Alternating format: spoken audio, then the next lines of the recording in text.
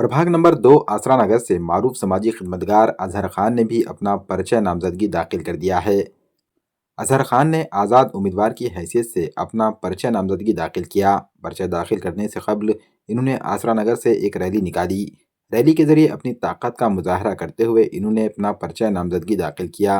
इस मौके पर बड़ी तादाद में नौजवान मौजूद थे और जगह जगह इनकी गुलपोशी भी की गई।